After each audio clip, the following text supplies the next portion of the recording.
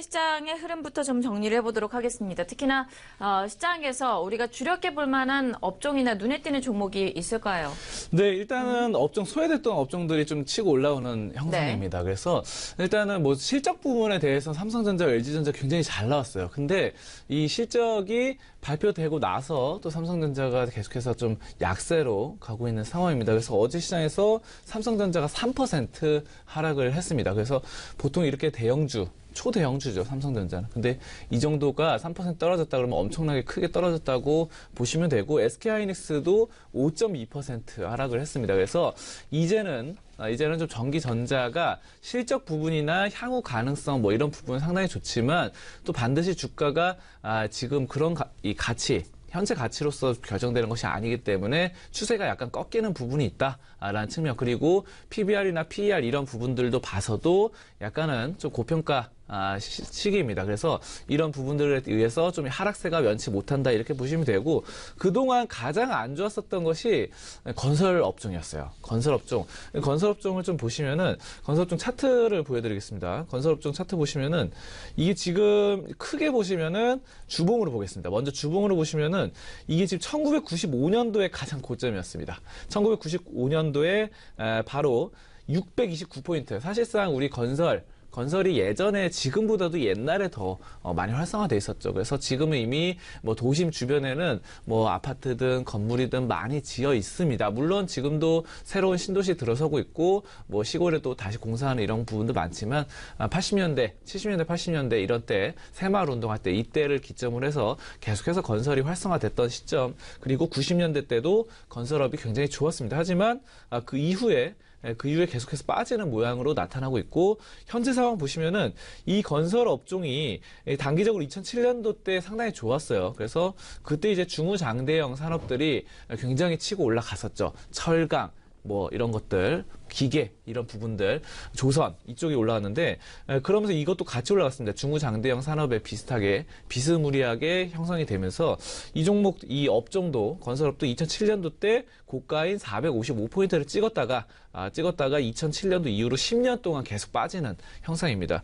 자, 그러면서 단기 반등이 몇 번 있었지만 큰 상승 흐름으로 추세로 이어지지 못했고 계속해서 하락하고 있다가 최근의 흐름 보여드리겠습니다.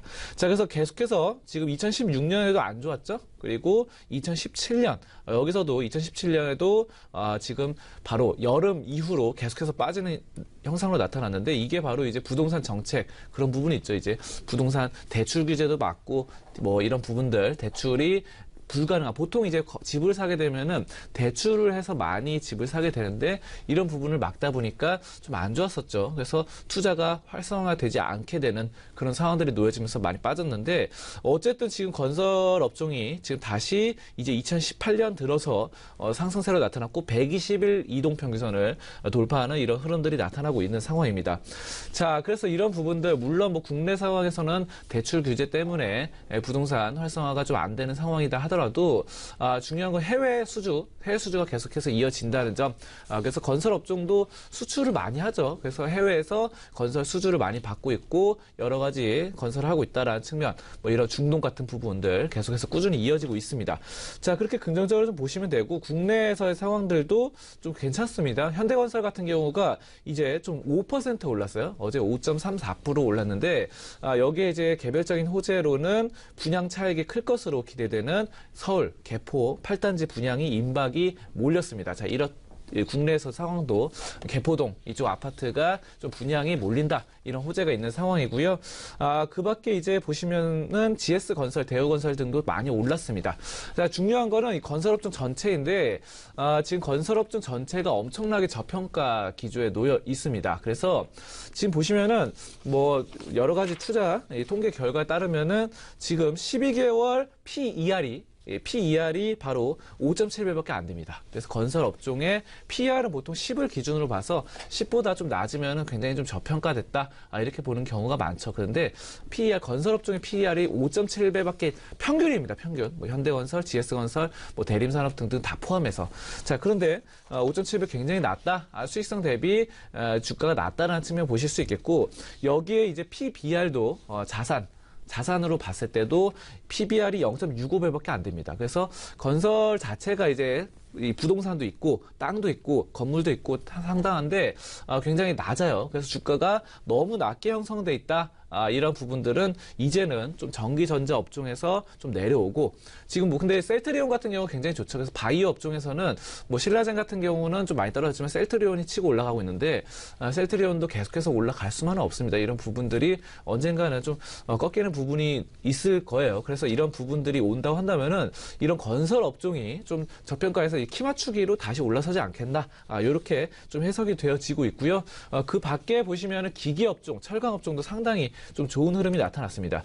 자, 그럼 기계 업종 차트도 보시겠는데요. 기계 업종은 뭐 일단 큰 추세를 보신다고 한다면은 지금 이 업종도 2011년 이후로 계속 빠졌어요. 그래서 2011년에 기계 업종 포인트가 1,400포인트 그리고 677포인트까지 최저점 찍고 현재는 959까지 올라서는 이런 상황에 놓여져 있습니다. 자, 그래서 기계 상당히 좋고 그리고 이제 어제 같은 경우는 이제 철강 업종도 상당히 좋았습니다. 철강도 보시겠는데요. 포스코가 많이 올랐어요. 포스코가 상당히 강세였습니다. 포스코 차트를 좀 보겠습니다. 자, 포스코 뭐 이렇게 요즘 들어 계속 올라가고 있습니다. 그래서 지금 요즘 들어서 뭐 어제만 그런 것이 아니에요. 어제 이제 신고가를 찍었었고 종가로는 마이너스로 마감을 했습니다. 그래서 포스코가 뭐 마이너스 1%로 끝났지만 최근의 추세를 보시면은 지금 보시면은 1월달 이후로 2016년 1월 이후로 계속해서 상승세가 놓여져 있고 포스코에는 외국인들이 꾸준하게 최근 들어서 매집을 하고 있다라는 측면을 보실 수 있겠고요. 자, 그래서 업종 차트로 봤을 때도 철강 금속이 계속해서 최근 들어서 좋은 흐름을 나타내고 있는 상황이고요. 철강 금속도 마찬가지입니다. 철강 금속의 가장 전성기는 2007년이었습니다. 그래서 2007년도 때 바로 포스코, 현대제철 이쪽이 가장 높게 치고 올라갔으나 그 이후로 많은 하락세를 겪었고요. 그리고 이제는 다시 한번 재도약을 꿈꾸고 있는 상황입니다.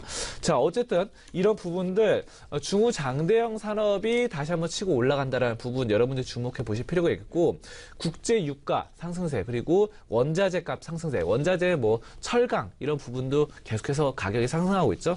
그래서 원자재가 올라가면은 마진율이 좋아지기 때문에 철강주들 상당히 좋다라는 측면. 그리고 중국에서도 뭐 여러 가지 인프라가 계속해서 설립이 되고 있고 뭐 구스삭기라던가 아까 전에 말씀드렸던 건설주의 뭐 두산 인프라코어 뭐 이런 것들도 구스삭기 수요가 계속 꾸준히 이어지고 있고 아무튼 이제는 좀 중후장대형 뭐 기계 그런 것들 구스삭기라던가 이런 인프라 투자 기본적인 설립 인프라 투자 쪽으로 좀 주목해 보시면서 접근하면 좋겠다 이렇게 보시면 되겠습니다. 네.